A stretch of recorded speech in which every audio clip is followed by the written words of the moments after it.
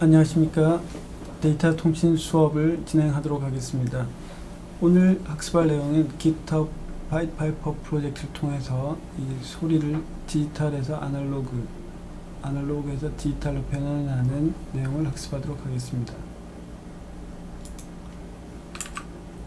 지난 시간엔 BCM이라든지 라인 코딩에 대한 내용 학습하였습니다. 이번 시간엔 디지털이 어떻게 아날로그로 변환되는지에 대해서 살펴보도록 할 것이고, 파이파이퍼 프로젝트에 대한 기술적인 내용을 조금 더 상세하게 학습하도록 하겠습니다. 디지털 데이터를 아날로그 신호로 변환한다라는 것은 가장 간단하게 이 문자열, 이 비트 또는 바이트 데이터를 소리나 빛이나 이런 신호로 바꾸는 것입니다. 자, 이렇게 디지털 데이터를 아날로그 신호로 변환하는 대표적인 기술로는 아래에 있는 네 가지입니다. 첫 번째로는 사인 함수의 크기, 즉 앰플리튜드를 변화해서 전송하는 방식이고, 두 번째는 사인 함수의 주파수를 변화시켜서 전송하는 기술입니다. 세 번째는 사인 함수의 위상이고, 네 번째는 크기와 각도, 위상 두 가지를 섞어서 전송하는 기술입니다. 자, 디지털이 아날로그가 디지털로 변환된다라는 것이 어떤 내용인가에 대한 그림입니다. 자, 왼쪽에 있는 것이 컴퓨터, 예전의 모뎀, 그리고 여러분들이 쓰고 있는 현재 스마트폰도 동일한 기술을 가지고 있습니다. 즉, 컴퓨터나 스마트폰에서는 디지털로 자료가 표현됩니다. 하지만 링크를 통해서 전송되는 건 아날로그 신호입니다. 즉, 무선이나 유선은 모두 아날로그 신호로 변환돼서 전송되어야 합니다. 이 기술이 바로 디지털에서 아날로그로 변환되는 것이고, 아날로그 신호를 다시 수신받은 다음엔 디지털로 변환시켜 줘야 됩니다. 이것이 모듈레이터, 디모듈레이터로 되어 있고, 이게 하나의 디바이스로 들어가 있기 때문에 모뎀, 즉 모듈레이션, 디모듈레이션 기능이 합쳐져 있는 기술이라고 보시면 됩니다. 자, 첫 번째, 크기를 이용을 해서 디지털 데이터, 즉 한 비트를 아날로그 신호로 변환하는 기술입니다.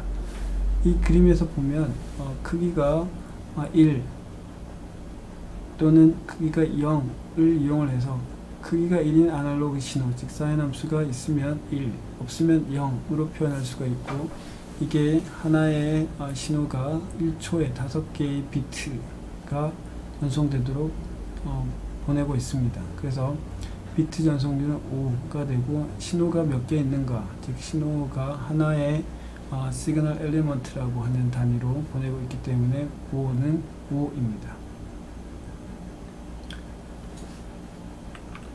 두 번째로 크기 이외에 여러 가지 사인 함수의 특징 중에 주파수를 이용하는 방식입니다.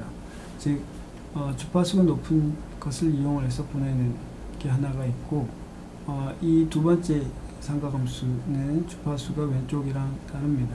그래서 높은 주파수를 이용하는 것을 1, 낮은 주파수를 이용하는 사인 함수를 0이라고 표현해서 0, 1, 0, 1이라는 비트를 아날로그 신호로 표현할 수가 있습니다.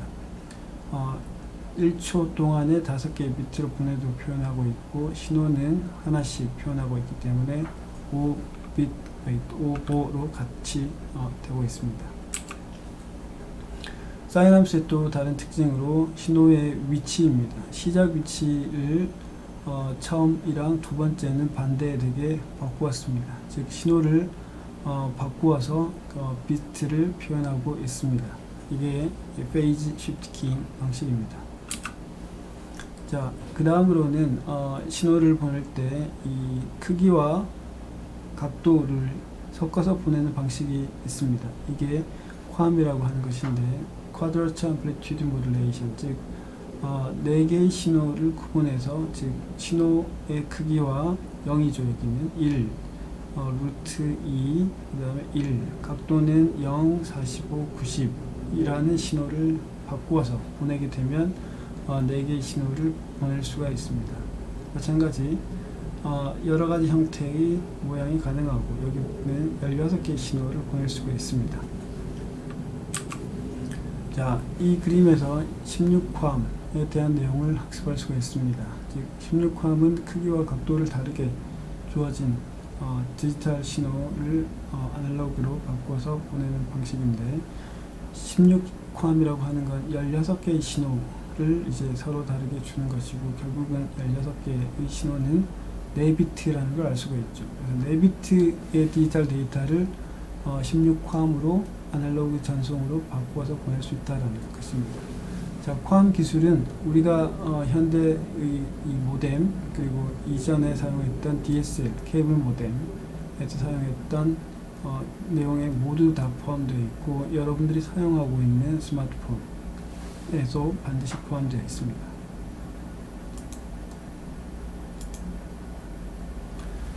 자, 본격적으로 이런 내용을 저희 수업에서 이 프로그램으로 다루기 위해서는 GitHub 파이퍼 프로젝트를 한번 살펴볼 필요가 있습니다. 자, 여기서 헬로 월드 같은 ASCII 코드, 즉 문자열을 디지털로 표현하고자 하는 것입니다. 즉 소리로 헬로 월드를 전송해서 상대방 컴퓨터에 출력하는 것입니다. 자, 기본적인 문자열 표현 방식 여러 가지가 있겠지만 ASCII 코드를 가정하고 있습니다. 가장 처음엔 7비트 문자열이라는 걸 가정하고 128개 문자를 가정합니다. 물론 제어 문자를 제외하면 출력 가능한 문자는 95개입니다.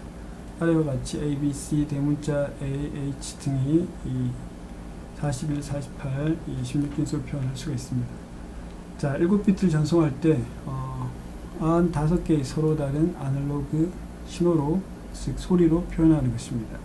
95개를 구분할 수 있으면 95개를 각각 A, B, C, D 문자로 매핑을 하게 되면 우리가 원하는 소리를 이 알파벳으로 매핑을 할 수가 있겠죠. 그러면 이 전송을 위해서 구현해야 할 내용은 주파수가 어떤 다른 것을 이용할 것이며, 이 주파수를 몇 시간 동안 관찰할 것인가에 대한 약속을 하여야 합니다. 그리고 실제 95개의 문자를 바로 보내는 것이 아니고 보낼 때 이 적절한 길이가 약속되어 있어야 합니다. 즉 몇 비트를 보낼 것인가에 대한 것은 구현에 따라 달라질 수가 있습니다. 이 프로젝트 예제에서는 4비트를 한꺼번에 보내는 것으로 약속을 하고 있습니다. 그러니까 이거는 실험을 해 봤을 때 오류가 적은 구간을 선택한 것입니다. 그리고 소리를 이용하기 때문에 최대로 보낼 수 있는 2만Hz까지를 이용을 할 것이며, 그리고 아날로그 신호가 여러 가지 오류에 취약하기 때문에 오류 복구 비트를 더해서 보내고 있습니다. 자, 이 내용이 GitHub 파이퍼 프로젝트의 내용입니다. 기본적인 작동 방식은 안드로이드 앱에서 헬로 월드 문자를 보내고, 이 헬로 월드 문자열에 대한 소리를 리눅스 파이썬 프로그램에서 듣고 출력하는 것입니다. 데모는 여러분들이 이 유튜브를 보셔도 되고 여기의 내용을 보셔도 됩니다. 파이퍼 소리로 데이터를 전송하는 프로그램 예제를 데모하도록 하겠습니다. 우선 서버에서 decode.py를 실행하도록 하겠습니다. 이 상태에서 스마트폰에서 원하는 문자열을 타이핑하는 플레이톤 입력합니다.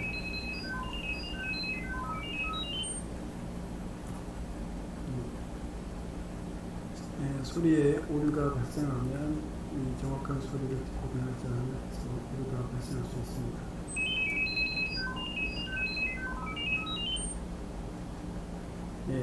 방금은 정확하게 수신하였습니다. 자, 이런 예제를 저희가 살펴보고 여러분들도 APK 파일을 다운받거나 컴파일하여 여러분 스마트폰에 탑재한 다음에 재생하면 동일한 데모를 실행할 수가 있습니다. 자, 이 내용 중에서 여러분들이 관심을 기울여야 할 것은 이 작동 원리입니다. 자, 이 스마트폰에서 동작할 때 이 소리가 나죠. 이 소리는 약속을 해야 됩니다. 그 약속은 여러분들이 특정 주파수 대역을 시작해서 처음 데이터를 보내겠다라고 하는 것입니다. 여기에 예제는 8192Hz B부터 하는 소리고, 그 다음 이 소리를 아까 전에 얘기한 몇 비트를 한꺼번에 보낼 것인가에 대한 걸 약속을 해야 됩니다. 여기선 4비트입니다. 그리고 4비트를 보낼 때 몇 초 동안의 신호를 기다려서 받을 것인가에 대한 약속도 있어야 됩니다. 여기는 100ms 동안 전송하겠다라고 약속을 했습니다. 그리고 종료도 8704Hz를 이용을 하고 있다라고 약속을 했습니다. 그래서 이 약속이 바로 이 소리에 대한 것이고, 그걸 톤이라고 해서 구분하는 것입니다.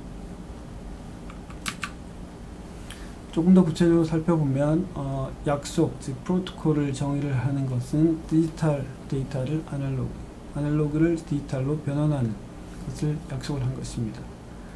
B이라는 소리, 톤이 얼마 동안 지속되는가, 샘플링 인터벌입니다. 100ms를 약속을 했고, 몇 비트로 표현할 것인가, 청크에 대한 사이즈입니다. 4비트이고, 그리고 시작 주파수를 얼마로 할 것인가, 그리고 끝소리는 얼마로 할 것인가에 대한 약속을 했습니다. 그 다음 이 전송을 할 때 전송하고 난 다음에 이 시작하고 그 다음 한 비트 단위를 이용을 할 때 이 서로 다른 신호를 어떻게 구분할 것인가에 대한 게 스텝입니다. 그래서 스텝 프리퀀시가 여기 보시면 256Hz 단위로 구분을 하고 있습니다. 즉 소리가 서로 다른 걸 4비트 청크 단위로 했을 때 구분을 256Hz만큼 떨어진 소리를 이용해서 구분하겠다라는 것입니다. 그 다음 또 하나는 이제 오류가 발생할 수가 있습니다. 이 오류 호크는 나중에 다시 한번 학습하겠지만, 이 예제에서는 위드 솔로몬 코드라는 걸 이용하고 있고, 그게 4바이트가 추가되어 있다라고 이해하고 있으면 될 것 같습니다. 보내는 사람은 우선 데이터 플러스 오류 복구할 수 있는 위드 솔로몬 인코딩을 계산해서 데이터를 준비하고 있고, 그 다음 시작, 즉 핸드쉐이크 하는 시작 소리를 전송을 합니다. 그 다음 보내려고 하는 텍스트 데이터를 청크 4비트 단위로 나누고, 그 단위를 주파수로 변화를 해서 보내게 됩니다. 마지막 끝 주파수를 전송하면 끝이 나게 됩니다. 자, 수신자 입장에선 처음 소리를 찾아야 됩니다. 이 찾는 원리가 제일 유명한 이 푸리에 이 트랜스폼입니다. 여러 개의 신호 중에서 주요 주파수, 즉 다미넌트 프리퀀시를 찾는 원리가 수학적인 원리인데, 그게 푸리에 주파수 변환 공식입니다. 그래서 푸리에 주파수를 이용을 해서 어떤 소리가 내가 원하는 소리인가 라는 걸 찾고, 그 다음 그 소리를 이용을 해서 시작, 그 사이에 주파수를 이용해서 소리를 수신하게 됩니다. 끝나고 난 다음에 그 소리를 4비트 단위로 매핑해서 다시 바이트 단위로 생성한 다음에 매핑을 하게 됩니다. 물론 오류 복구가 있으면 복구를 통해서 원래 데이터를 찾게 됩니다. 참고로 푸리에 주파수에 대한 변환 예제 중에는 이 유튜브를 보시면 자세하게 설명이 되어 있고, 자, 여기에서는 파이썬에서 fast Fourier transform 이라는 함수를 호출합니다. numpy에서 이미 라이브러리로 제공되고 있습니다. 이 청크 단위가 이 소리가 어떤 주파수를 이용하는가를 찾아내는 원리입니다. 자, 이 예제만 보면 이해하기 어렵기 때문에 다른 좋은 예제를 하나 살펴보도록 하겠습니다. 자, 이 예제는 앰플리튜드 1, 2, 4, 주파수 1, 2, 1, 5, 10 3개의 사인 함수가 섞여져 있는 신호입니다. 이 신호를 이용을 했을 때 처음 만들 땐 알지만 이 신호 자체만 보면 어떤 신호가 섞여 있는지 알 수가 없습니다. 이걸 찾아내는 원리가 바로 이 fast Fourier transform입니다. 여기 아래쪽에 보시면 이 test 1, 2, 3 사인 함수를 섞어서 지금 보내고 있는 상태고, y에서 하나, 둘, 세 개를 섞었죠. 그 다음 이 더하기를 한 상태입니다. 이 y 신호를 다시 분해하는 원리가 여기 27번 라인입니다. 즉 numpy에서 fast Fourier transform 함수를 호출해서 y를 분해하게 되면 이 y에 분해된 신호값이 3개의 주파수 1, 5, 10이라는 게 여기에 y 값을 우리가 출력할 수가 있습니다. 그 y 값을 출력하는 게 여기 보시는 대로 주파수를 프리퀀시 단위로 구분해서 출력하는 것입니다. 그래서 1, 5, 10이라는 이 주파수 3개가 섞여 있는 걸 이 푸리에 트랜스폼을 통해서 우리가 알아낼 수가 있습니다. 이런 원리를 통해서 기본적인 소리에 대한 신호를 탐지할 수가 있고, 그 다음은 이제 신호를 비트 단위로 조각내서 찾아내는 것입니다. 자, 그 다음 또 중요한 원리 중에 하나가 신호에 대한 오류 복구입니다. 위드 솔로몬 코드라고 해서 원래 데이터 플러스 추가적인 오류 복구 코드를 주는 것입니다. 위드 솔로몬 코드는 다음에 자세하게 설명하겠지만 대표적인 오류 정정 기술로 CD, DVD, 그 다음 여러분들이 쓰는 모뎀, DSL, 와이파이, WiMAX 등 여러가지 통신 기술의 필수적인 오류 정정 기술입니다. 원리 자체는 약간 복잡하지만 우리가 기억해야 될 것은 이러한 K개의 데이터를 전송을 할 때 N-K만큼 오류 정정 코드를 합해서 N개의 데이터를 보낸다라고 보시면 됩니다. 그랬을 때 이 N-K의 2 나누기 2한 값 T개 이하의 심벌에 대한 오류는 모두 복구할 수 있다라는 것입니다. 16개의 심벌 10개의 오류 정정 코드가 있을 때 이 26개가 전송된다고 했을 때 10개의 반, 즉 5개는 항상 복구할 수 있다는 원리가 있습니다. 그래서 위드 솔로몬 코드는 굉장히 강력한 오류 복구 코드로 많은 통신 기술에서 반드시 이용되고 있으니 잘 알고 있어야 할 것 같습니다. 이외에도 CRC, 즉 이더넷에서 사용되는 오류 탐지 복구 기술도 있고 IP, TCP, UDP에 대해서 사용되는 책선 기술도 있습니다. 방금 본 위드 솔로몬 코드는 Forward Error Correction 이라고 해서 멀티미디어에 많이 활용되는 기술 중에 하나입니다. 자, 방금 본 파이파이퍼 프로젝트는 기본적인 원리는 주파수를 변화시켜서 디지털 데이터를 전송을 했습니다. 이전에 학습한 내용이죠. 그렇다면 아까 전에 살펴본 신호를 바꿔서 또는 각도를 바꿔서 또는 합해서 이 모뎀을 바꿔서 전송할 수가 있을 것이고, 현재는 한 사람만 보낼 수 있습니다. 하지만 모듈레이션을 통해서 주파수를 여러 사용자한테 분할해서 보내면 이 데이터를 여러 사람이서 동시에 전송할 수도 있을 것입니다. 자, 한편 아날로그 데이터 자체를 아날로그로 변환하는 기술도 있습니다. 자, 여기는 AM, FM, PM 원리는 비슷하지만 이 아날로그 신호가 원래가 이렇게 표현되어 있을 때 이 반송 주파수를 이용을 해서 신호를 크기를 이용해서 보낼 수도 있고 주파수를 이용해서 보낼 수도 있습니다. 이건 예전에 사용한 AM 라디오 또는 FM 라디오의 기본적인 원리라고 이해하시면 될 것 같습니다. 여기가 AM 라디오 주파수 대역입니다. 그리고 주파수를 이용해서 변환하는 기술은 이런 FM 신호입니다. 이게 우리가 사용하는 FM 주파수 대역이라고 보시면 됩니다. 자, 이번 시간은 디지털 데이터를 아날로그로 변환해서 보내는 기술을 학습했고, 이 기술을 이용하는 대표적인 예제인 이 데이터 오브 사운드 예제 GitHub 파이파이퍼 프로젝트에서 자세하게 학습을 했습니다.